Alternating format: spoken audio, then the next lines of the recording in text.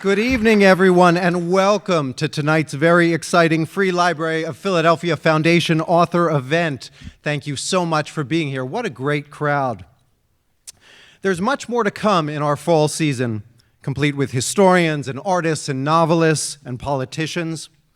You can register for all our events at our webpage, freelibraryfoundation.org. I want to say just a few quick words about our organization in general.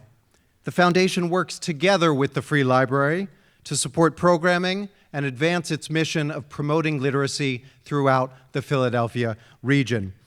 And of course, as a nonprofit, we are reliant upon your support to help us achieve these goals. So please do consider donating, which you can also do through our website. Again, that's freelibraryfoundation.org. Before we get to tonight's program, there are a few people and organizations I'd like to thank.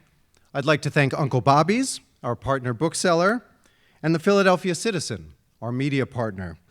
And finally, I'd like to thank the volunteers, a dedicated group of library patrons whose loyalty to this program is unmatched. Tonight, you would have seen several of them as you came into the auditorium. We are so grateful for their support. Tonight, we welcome the three people behind a new edition of Virgil's Aeneid. The two translators, Scott McGill, who is D.D. McMurtry Professor in Humanities at Rice University, and Susannah Wright, who is Assistant Professor of Classical Studies and Roman History at Rice University.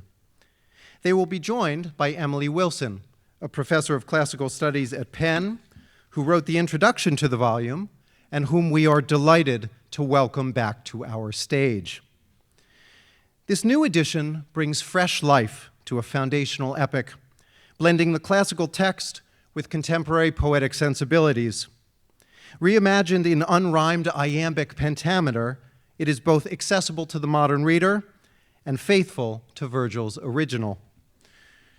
And in tonight's conversation, the three speakers will think together about classical literature, about translation, about the poem itself, and perhaps even the significance of the text to our own historical moment. It's difficult not to be struck, as I was, by the final paragraph of Emily's introduction, which I'll quote at length here. She writes, quote, "Virgil's great poem makes us feel the tears of things, reopening the fiery wounds of history and igniting our hearts with the traces of forgotten flames. All readers will find echoes of our forebears' stories and our own in this narrative of forced migration, of displaced people seeking a home, of a painful passage from one world to another, of lands stolen and lands claimed, and of a terrible, costly struggle to build a better future for our children." Please join me in welcoming Scott McGill, Susannah Wright, and Emily Wilson.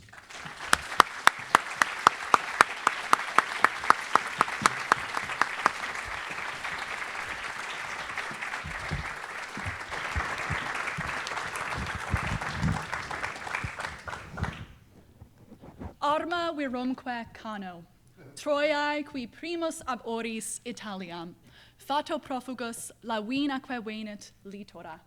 Multilet terris iactatus et alto, vi superum, saevae memorem eunonis ob iram.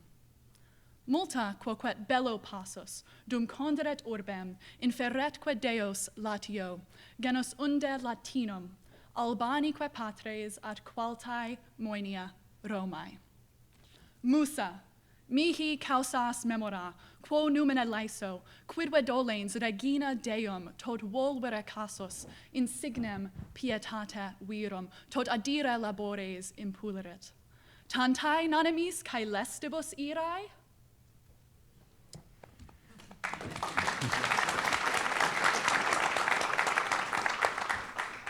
Difficult to follow that.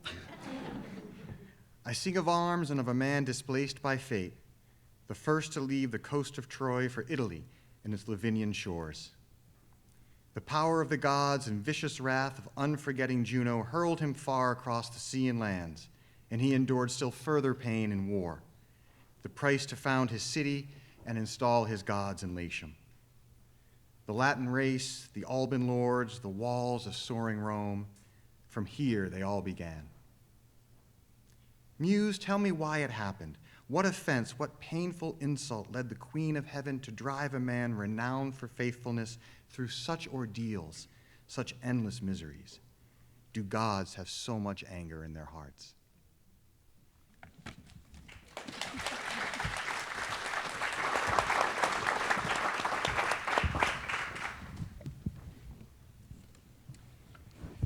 So we're going to start tonight by reading a selection from Aeneid 4.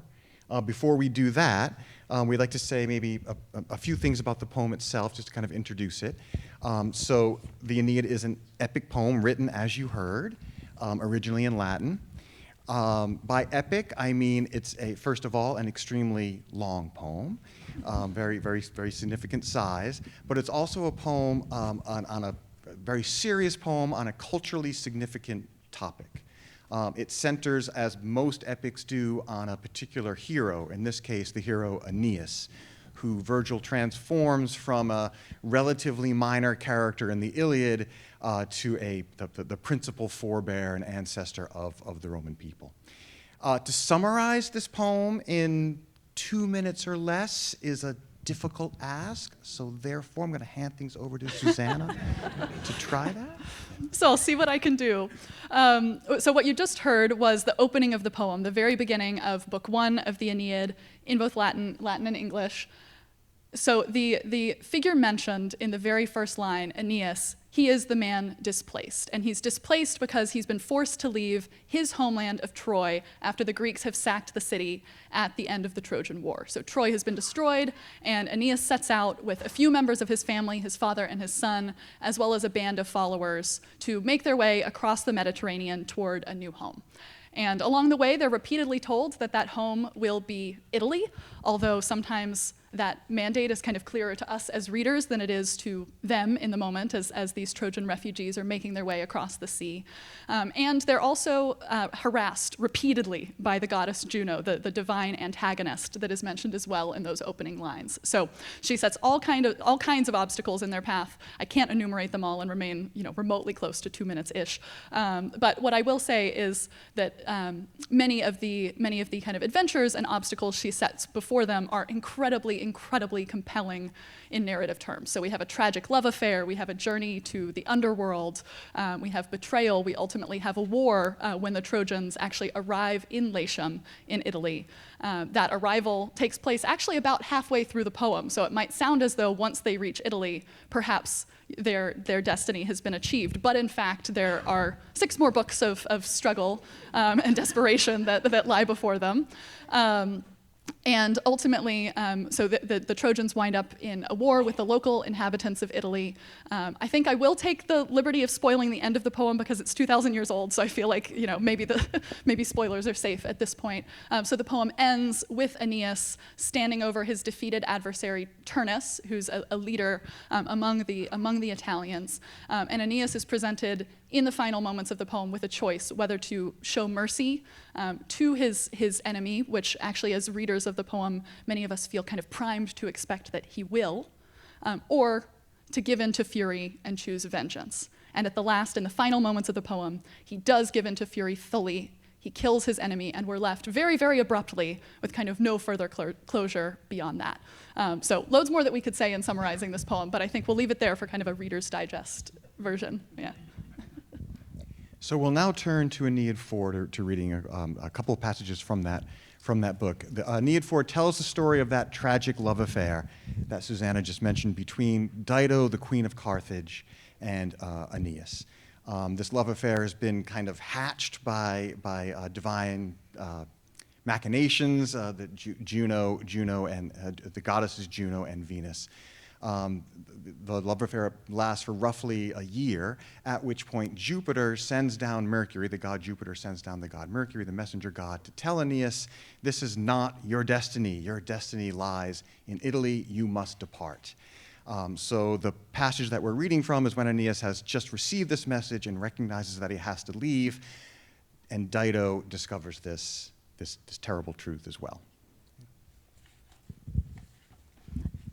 And just before we dive in, we will say that as we read, we hope that you can hear a couple of the main goals of our translation. One of them has been that we do translate into an English poetic meter, unrhymed, iambic, pentameter, but we've also tried to do that in a way that treads kind of a middle path between accessibility and elevation. So we want the kind of emotional urgency in particular of the many powerful moments in this ancient text to really come to life. All right, so I'll begin now. And yet the queen, for who can fool a lover, sensed from the start the plot that was in motion. Even when all was safe, she lived in fear. Unholy rumor stoked her rage with news of readied ships and voyages prepared.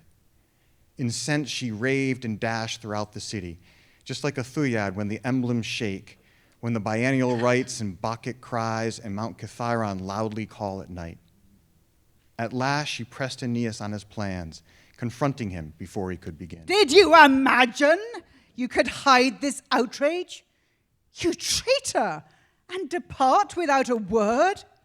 Can nothing make you stay here? Not our love, our vows, the bitter death that waits for Dido? Why work to get your ships prepared in winter and race to sail the deep on northern winds? How heartless! If you did not seek strange lands and unknown homes, and ancient Troy still stood, would you set out for Troy on stormy seas? Or do you run from me? But by these tears, and by the hand that you have pledged to me, for I have nothing else in my despair, by our new marriage, by the vows we made, if helping you has earned me any kindness, if life with me was sweet in any way, pity a falling house and change your plan. I pray, if it is not too late for prayers. Because of you, the Libyan tribes and tyrants who rule Numidia are filled with hate. My Tyrians have turned on me in anger. Because of you, my honor has been lost, and the good name I had before we met, the one path I was taking to the stars. My guest, all I have left to call a husband, to whom do you abandon me to die? Why should I linger here? Until my brother Pygmalion demolishes my walls? Until Iarbas leads me off in chains? If only you had given me a child before you ran. If only a small boy, a young Aeneas, played inside my halls, whose face would bring you back when you were gone, I would not feel so shattered and alone. With this she stopped. Recalling Jove's commands, he kept a steady gaze and struggled hard to curb the anguish deep inside his heart. At last he gave this brief response. My queen, I never would deny that you deserve whatever you could want from me and more. And I will not regret recalling Dido, not while I still remember who I am, nor while the breath of life still rules my body. But let me briefly speak in my defense. I did not hope to slip away unseen. Do not imagine that. Nor did I raise a marriage torch and enter such a union. If fate had left me free to live my days and lay my cares to rest as I would want, before all else, I would look after Troy and the dear remnants of my countrymen. The lofty house of Priam would remain. I would have built high Pergamum once more and brought it back to life for the defeated. And yet Apollo, the Granaean god, has told me through his Lycian oracle to rush to Italy, great Italy. That is my love. That is my country now. If watching Carthage rise in Libya can keep you here, Phoenician that you are, then why be angry when the Teucrians decide to settle in Ausonia? We too are right to seek a foreign realm. Each night, when misty darkness hides the world and stars blaze overhead, my troubled father visits me in a dream, and Anchises' ghost comes with a warning, filling me with fear. So too, the thought of dear Ascanius shows me how wrong it is to cheat my son of his Italian realm and fated fields. Jove's messenger, I swear by both our lives, just brought the gods' commands on urgent winds. My own eyes saw him entering the city in broad daylight. My ears drank in his words. Stop making this more painful for us both with your complaints. I sail for Italy against my will. But all this time she glared at him in silence out of the corner of her roaming eyes and stared him up and down. Her rage then broke. No goddess was your mother. No, you traitor. Your line did not begin with Dardanus. The jagged Caucasus gave birth to you. Hyrcanian tigers nursed you with their milk. For why pretend? So I can suffer more? I wept, and did he sigh or look my way? Succumb to tears? Feel pity for my love? Where to begin? When neither mighty Juno nor the Saturnian father looks with justice on these events. No oath is ever safe. I took him in, a needy castaway. Fool that I was, I let him share my kingdom. I saved his scattered fleet, his men, from death. It makes me burn with fury. Now Apollo has spoken, now the Lycian oracles, and now Jove's messenger is sent from heaven to bring his fearsome orders on the winds. Yes, this is what concerns the gods above. This troubles their serenity. But go! I will not hold you back or prove you wrong. Follow the winds and sail for Italy. Head for your kingdom far across the waves. Still, if the righteous gods have any power, I hope you drown in vengeance on a reef while often calling out the name of Dido. My torches, black with smoke, will follow you. When cold death draws the spirit from my flesh, my ghost will haunt you everywhere you go. You are despicable, and you will pay, and I will hear of it among the shades. The anguished queen broke off and tore herself away from sight. She left him faltering in deep distress and hoping to say more. When she collapsed, slaves came and carried her back to her marble rooms and laid her down. Faithful Aeneas longed to soothe her grief, to talk and ease her pain. His sighs kept coming. Great love shook his resolve. But even so, he kept the gods' commands and sought his fleet. The Trojans worked to draw their tall ships down to fill the shore, then launch their well-oiled hulls. They grabbed raw, leafy wood to serve as oars in their desire to go. You could have seen them rushing from all corners, like ants preparing for the winter months and raiding piles of wheat to fill their stores. Their long black ranks move through the grassy field and haul their plunder on a narrow track. Some bend their backs to heave the giant grains, while others drive the line and keep it moving. The whole trail teems with their activity. But how you suffered, Dido, as you watched. How painfully you moaned as you looked down from your high tower at the seething shore and saw the water churn with all the action. What will you not drive human hearts to do, relentless love? You make her weep again and beg and bend her pride to love again, anything to avoid a needless death.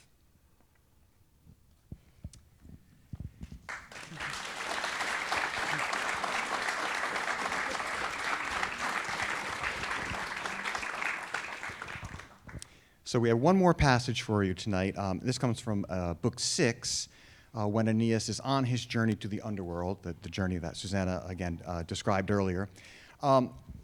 Dido has, in fact, killed herself in the interim. At the end of Book 4, she commits suicide in her frenzied despair. The Trojans see this as they sail away. They suspect that Dido has in fact died. They do not stop sailing. I think maybe it's worth mentioning. So they sail on. They do make it to Italy. And again, when they arrive in Italy, Aeneas has this necessary journey to the underworld. While there, he sees all manner of shades and disturbing objects and happy objects as well. But among the objects that he sees, among the characters that he sees, is Dido. So we're going to read from the passage where Aeneas encounters Dido, or encounters the shade of Dido. In this deep wood Phoenician Dido roamed, her wound still recent. When the Trojan hero came close and recognized her misty shape among the shadows, as a person sees or thinks he sees a new moon through the clouds, he wept and spoke to her with tender love. So, devastated Dido, was it true that you took up a sword and chose to die? Was I the one who made you end your life? I promise, by the stars and gods above, by anything held sacred in these depths, unwillingly, my queen, I left your shores. The gods' commands that drive me through these shades, through desolate decay and endless night, these made me go. I never could have thought that leaving you would lead to so much pain. Please stop, please do not vanish from my sight. Why run from me? This is the final word that fate will ever let me say to you. With these appeals, Aeneas tried to soothe the fiery anger of the glaring queen. His eyes were full of tears. She turned aside and kept her gaze fixed firmly on the ground, showing no more emotion on her face as he began to plead than would a block of solid granite or Marpesian marble. At last she tore herself away in hatred and hurried back into the shady grove. Zacchaeus, whom she married long ago, was there to comfort her and share her love. Aeneas trailed behind her from afar, shaken by the injustice of her death, and wept in pity as she disappeared.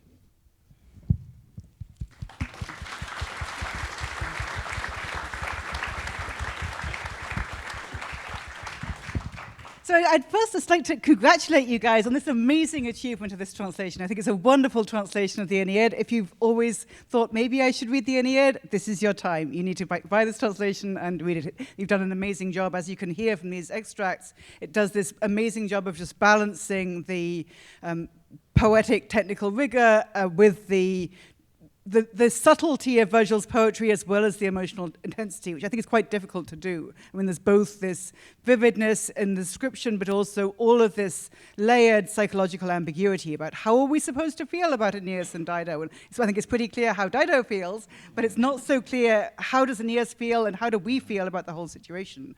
So I'm wondering if you could talk about the translation process, especially I'm interested in, can you talk about how did you work together? And I mean, presumably you had somewhat different visions about how to do this. How did you make it into this very coherent thing?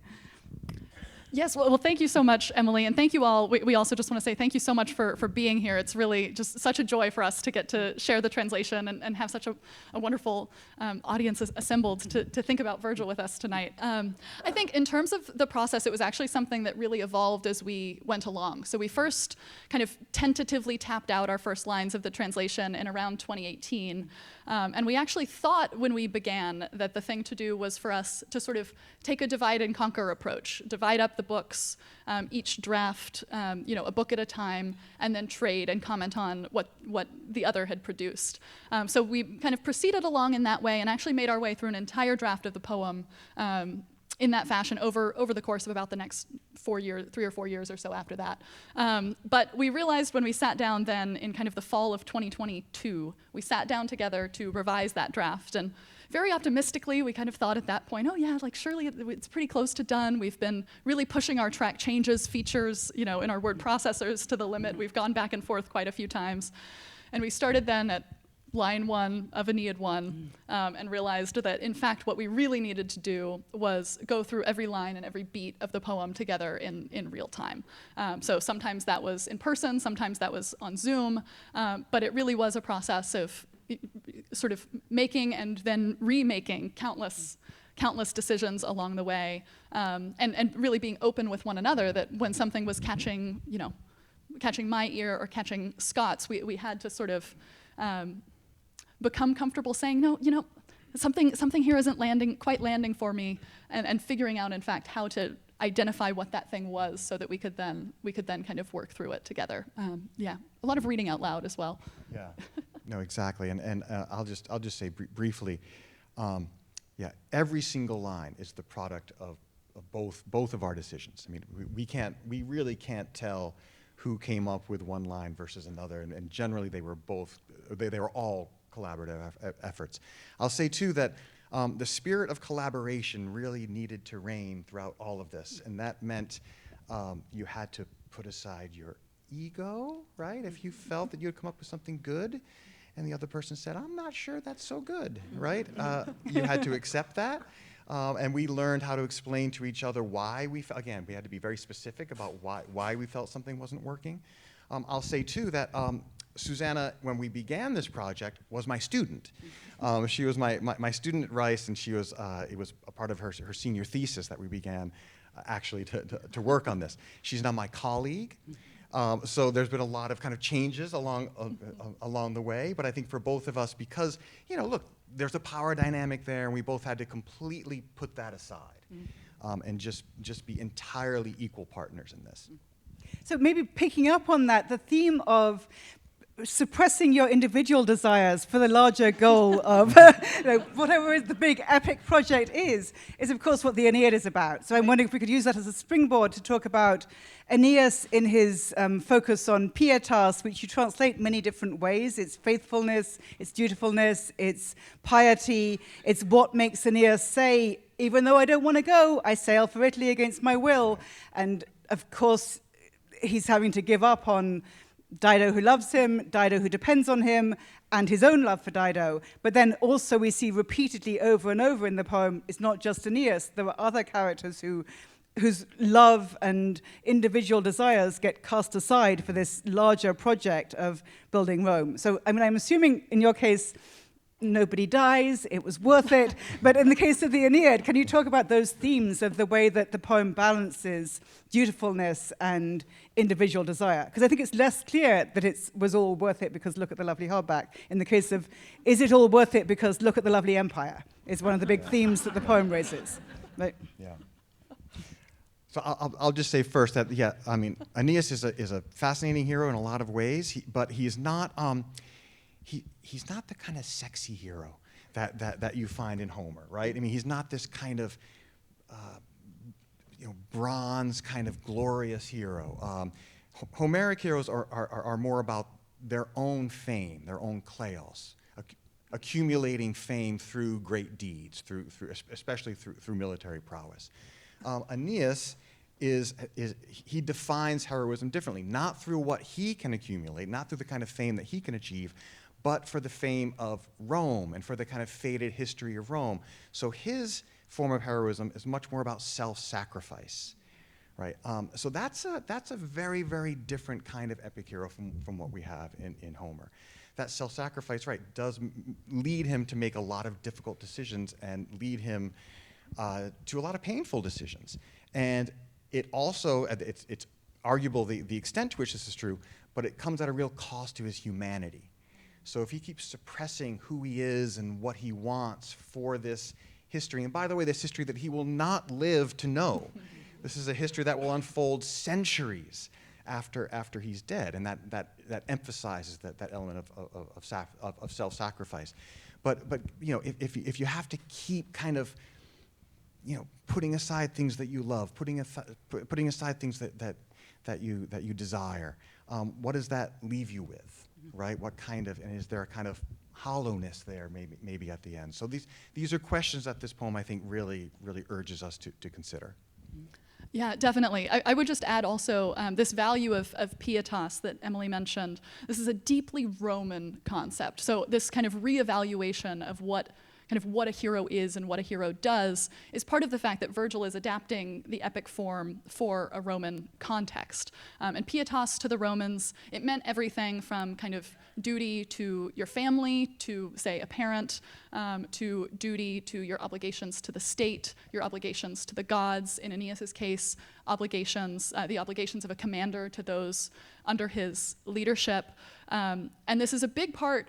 Aeneas is described with the adjective form of pietas, pius, 20 times in the poem. This is a big kind of defining aspect of who he is, and he actually introduces himself at one point by saying, "Hello, I'm Pius Aeneas.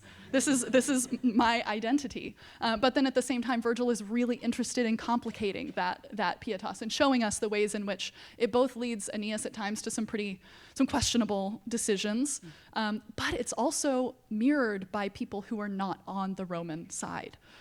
So Dido, in her own way, she has a sense of pietas and a deep sense of kind of shame that in many ways likens her to actually the values that the Romans held themselves, despite the fact that the people of Carthage, whose queen she is, were in fact an arch nemesis of the Romans. And we see later in the poem, too, many cases where that pietas is in fact reflected on the opposing side. It isn't something that Virgil grants to the Trojans exclusively as ancestors of the Romans. And that was something that as translators we needed to really kind of come to terms with. We considered at various points, do we try to encapsulate pietas in a single English translation, or do we kind of use different words as the circumstances demand? We wound up leaning toward the latter just because something like piety in English didn't really do justice to us, to the full range of meanings that are encompassed by this attribute. And we did feel mildly justified by the fact that pietas appears in the dictionary of untranslatables. So that brought us some comfort in thinking through these questions. Yeah. So it seems like we're circling around the questions about the poem's romanitas, and I'm wondering if you could talk a little bit about what I think many sort of first-time readers, but maybe also second-time readers, sort of struggle with in terms of the poem's relationship with contemporary and also less contemporary Roman history. And of course, Dido is comparable to characters earlier in the epic tradition. She's a little bit like Calypso. She's also a little bit like Nausicaa. But she's also clearly like an image of Carthage, who had a power that had had wars with Rome, and she's also a little bit like Cleopatra. Here's another African queen who's going to come to ill through having an affair with a Roman leader. So I'm wondering if you could tell us something about how does Virgil manage to do this weird balancing act of the Homeric epics don't lead up to, and then this historical city, which was great, was founded. Right? That's absolutely alien to what the world of myth that the Homeric poems are about. And yet this poem centers on real historical events and a real specific historical empire. It's not just the Roman values, it's actual touchstones in Roman history, which we get sort of foretold, even though they're the past for Virgil's listeners or readers. How do you think about that, and how should first-time readers think about that weird element of this poem? Exactly. Yeah. So these temporal kind of acrobatics in the poem, they're very much a part of it. Especially in books 1, 6, and 8, there are these explicit flash forwards to Roman history. So we're compelled at those moments to read the Trojan past in relation to the Roman future in the time of the poem, and past in the time of the writing of the poem. But it's also very much a poem for its particular moment. And I'll say a few words about this, about the immediate context. So this poem was written under the Emperor Augustus, the first Roman emperor, who comes to power arguably in 31 BCE. This poem is completed in 19 BCE. Virgil was connected to Augustus via a figure named Maecenas. He had a patron, a literary patron, because no one made money on there was no copyright back in antiquity, right? So you needed to have a patron. So his patron was Maecenas. Maecenas was a close friend of Augustus. So Virgil is in this kind of Augustan circle. In an earlier poem by Virgil, the Georgics, and the beginning of Georgics Book 3, Virgil promises Augustus a grand epic kind of national Roman epic, but also celebrating Augustus's deeds, right? So he says, he advertises this is coming. Well, then Virgil delivers this poem, right, which is partly that, partly a celebration of Rome, partly even a celebration of Augustus. But as you've already gathered, right, it's not entirely that at all, because it deals so much in ambiguity. It deals so much in moral ambiguity, even historical ambiguity, and the ambiguities of Aeneas's own heroic character. So what do we make of this, right? I mean, and how would Augustus have responded to this? We can't know. We can't know how Augustus himself read it. Is it possible that Virgil thought better of writing that grand historical epic, and maybe he opposed Augustus's kind of seizure of one-man rule and kind of absolute power in Rome? Was he this kind of heroic artist in the face of this heavy imperial power, or was Augustus a bit more open to free expression. Maybe that's the case too. We can't know, but it's a really interesting question of the relationship between art and power. Mm-hmm. Yeah, absolutely. And I would just add, I think this has certainly been one of the principal debates about the poem throughout kind of its entire reception history. And I think it also feeds into one of really the main, I would say, misconceptions that kind of prevent people from getting into the Aeneid today. If there's one thing you take away from this evening, we hope it's that the Aeneid is not just kind of flat Roman propaganda justifying this imperial regime. I think we as translators really felt kind of ever more acutely as we lived with this poem in the course of the 7-8 years on which we were working on the translation. Virgil is so deeply interested in just the sufferings that all humans encounter, and he recognizes the ways in which the coming rise of Rome will bring sufferings to those who oppose it. There's a real kind of duality that runs through so much of this. The Trojans, as you heard, right, they're forced away from their home by the fact that the Greeks have come and destroyed it. So in that sense, they're displaced peoples, they're refugees. However, they also wind up making their way to Italy, to a land that they believe is destined for them, but where others already have a home. And so in that sense, they also wind up being, kind of on the other side of that divide as conquering figures, and in a certain sense, kind of predecessors to the rise of the imperial Roman regime. So what do we do with that? They're refugees and conquerors both. And I think, for us, we would say that this is precisely kind of Virgil's point. That this isn't poetry that is interested in kind of enforcing rigid ideological categories. It's poetry that's very interested in disrupting them and showing us, okay, here we have a hero who's in many ways, he says he's going to be so pious. He says that he presents himself as this, in many ways, this kind of virtuous, dutiful figure. And then at the last, instead of showing mercy, he gives in completely to fury and kills his enemy. Even Achilles at the end of the Iliad shows mercy on his greatest nemesis and agrees to return the body of Hector to his father, the Trojan king Priam. So I would say for us, this opens many more questions than it does easy answers. But I think that's part of just the richness of this poem and its value for us as readers today, and kind of pushing us similarly to kind of think beyond rigid ideological categories, expand our sympathies, and ask, what if these seeming historical divides are actually much more complicated than they might appear.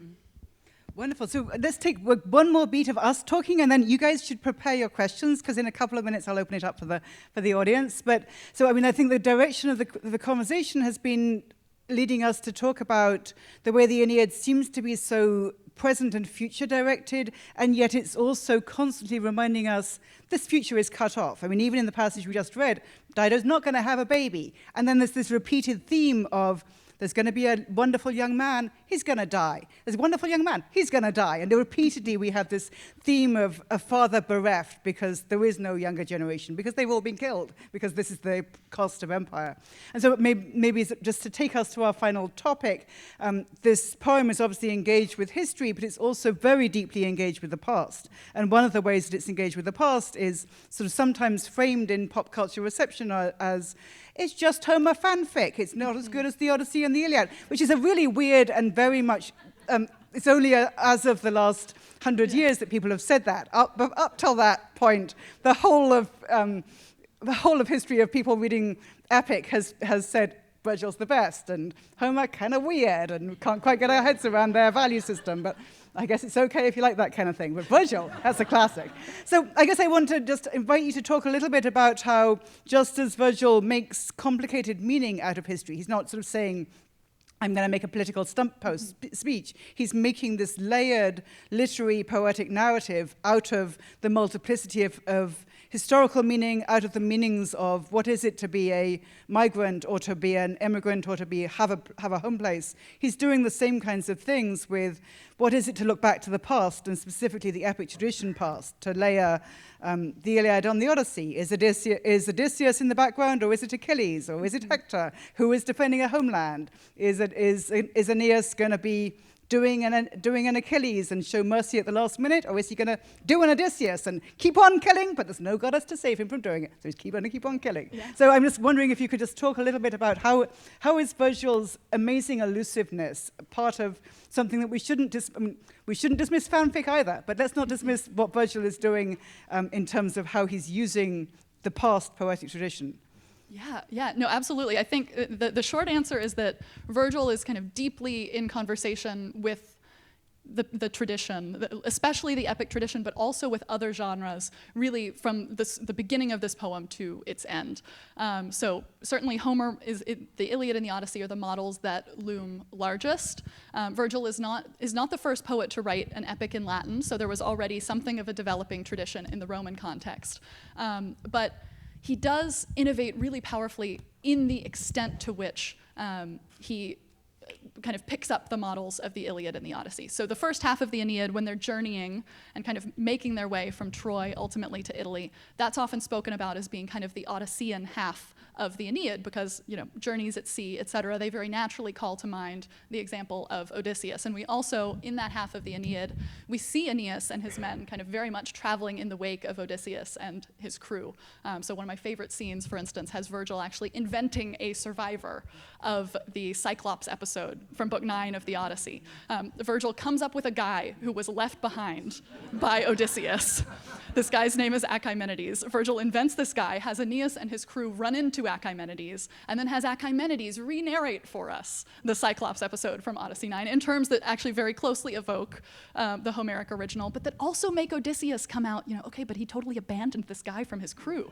So there's a sort of, engaging with the tradition, but also a kind of one-upsmanship that runs through much of that. And then in the second half of the poem, when we find ourselves at war in Italy, very naturally that also, that's often called Iliadic, even though there are moments from both halves of the poem that actually sort of look toward the other model. So this is definitely not Homer fanfic, despite what the Goodreads reviews might tell you. I assure you many of them do in fact say that, which has been kind of a point of some curiosity for us. But I think the other thing I'll just mention briefly is that Virgil is in conversation very much too with other texts from both the Greek and Latin tradition. So one model, for instance, for the Dido episode is an extended sequence in the third book of a poem called the Argonautica by a poet named Apollonius of Rhodes, in a Greek poet from the Hellenistic period, many years after the Homeric epics, who describes Jason and the Argonauts, and in particular in book 3, he's dealing with the character of Medea, who falls devastatingly in love with Jason, a foreign princess, a visiting hero. In many ways, there are similarities there, but Virgil is playing with this at every stage by asking us to think about, is Dido like Medea? Is she unlike Medea? Kind of what do we do with these connections? Yeah, I'll just say very quickly that the poem is again entirely in dialogue with especially Homer, Apollonius of Rhodes, and others.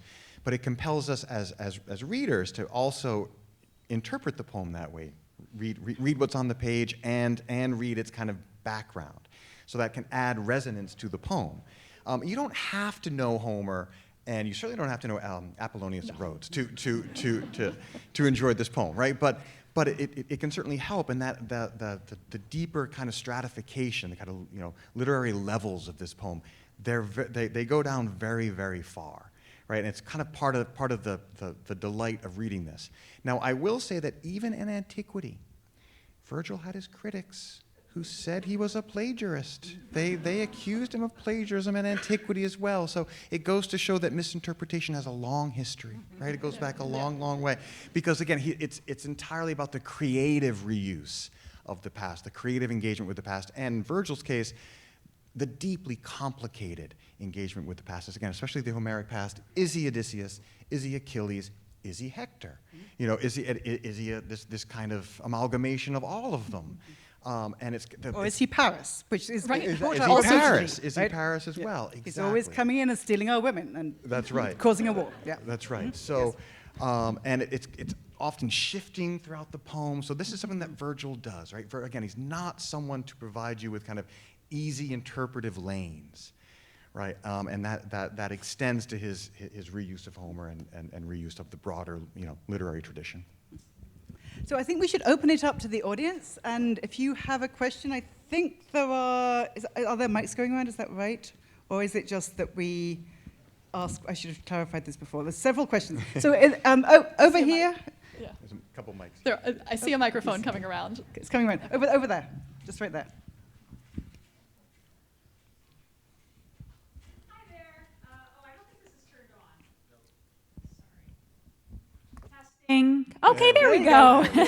There we go. All right. First of all, I just want to say thank you guys for your hard work. Thank you for coming out tonight. Of course, as Virgil says, tantae mollis erat Romanum condere gentem. It was such a great weight, such great heaviness to found the Roman race. And of course, it's a great work to translate an ancient work of literature, make it more enjoyable to people who, unlike myself, do not know Latin.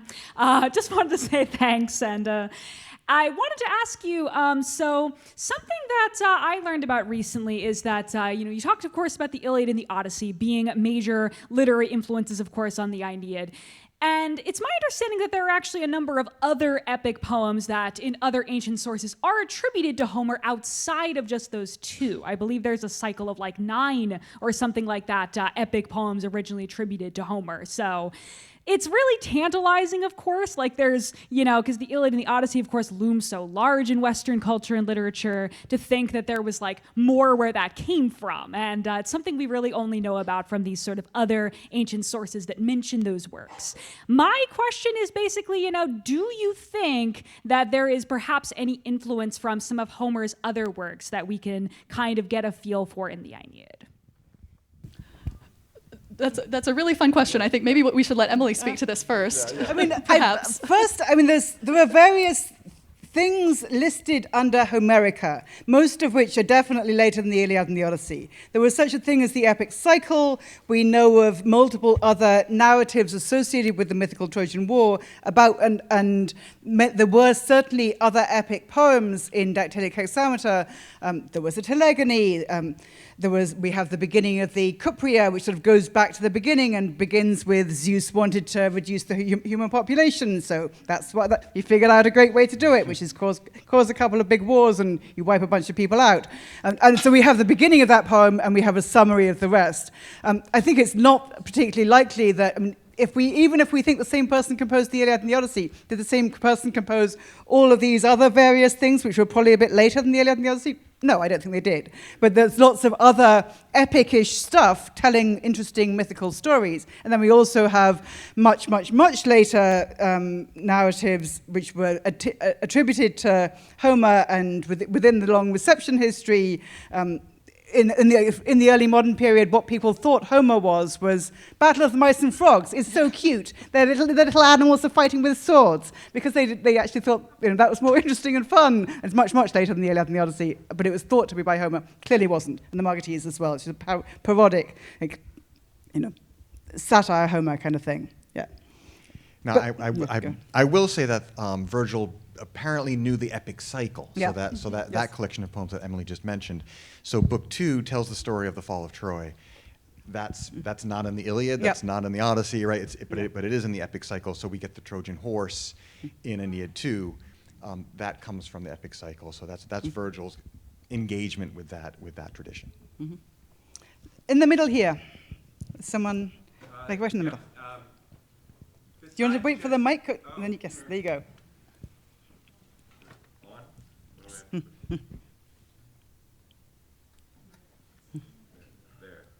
There we go. Great.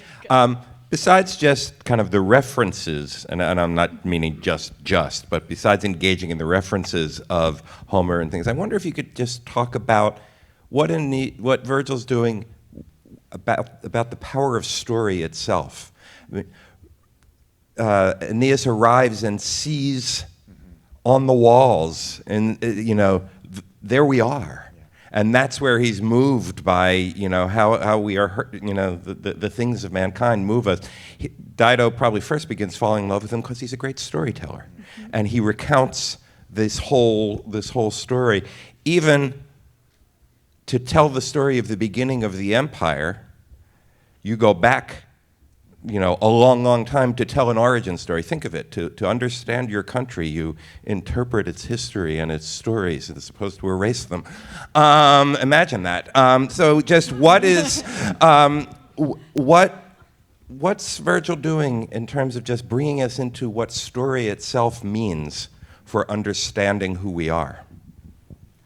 Yeah, I would say Virgil, for one, he's deeply, I think, invested in the power of story. This is something that he recognizes as he shows us not only characters who are part of his story, but characters who are themselves storytellers and interpreters of stories.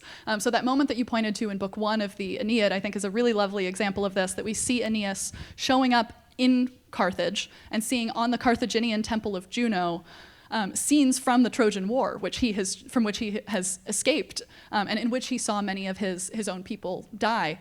And we see in that scene, Aeneas very much interprets it as kind of a reassuring sign that, the story of the Trojans has made it even here, and therefore I can feel some kind of a sense of, a sense maybe that we will be received kind of well. But there are also kind of shadows of alternate stories, even in that frieze. So we get the description that Aeneas sees himself mixed in with the leaders of the Greeks. And this is something that has really perplexed scholars, because it could mean that he's fighting bravely in the front lines, and this is perhaps what Aeneas wants it to mean. But it could also be pointing toward alternative traditions that existed already by this point, in which Aeneas was actually a traitor. And he only escaped, and his family only survived because he gave up the city to the Greeks, right? So we see Aeneas there. There's one story maybe that's being told by the frieze, and Aeneas is interpreting it, in his own way, as he will then, he will then do the same when he tells Dido the story of the fall of Troy and the story of his own adventures in the books that follow.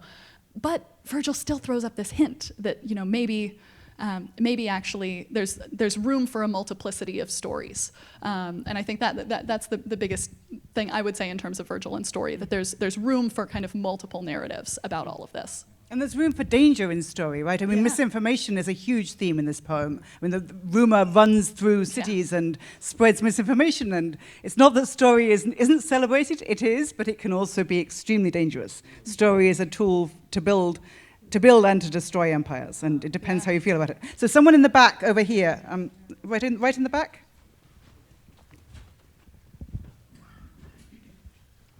Thank you. Sorry. So this is a little bit of a question of personal interpretation. When in the finale, when Aeneas chooses fury and kills his rival, how did you personally interpret that decision, and what do you think Virgil was trying to say about that decision?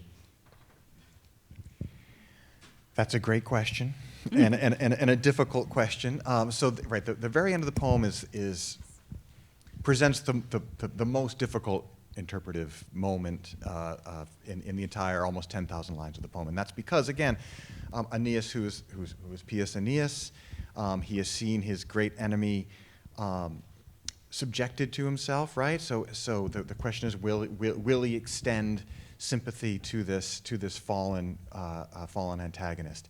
And again, he doesn't, right? Now, he doesn't for a very specific reason, and that's that he sees this baldric, or this a kind of sword, something that holds a sword, that Turnus, his antagonist, had stripped from Pallas, who was someone that Aeneas was supposed to look after in the war, right? So he's got this personal reason for plunging the sword into Turnus and not showing any mercy. So on the one hand, you can say, well, that's a sign of his commitment to this figure named Pallas. Pallas, importantly, comes from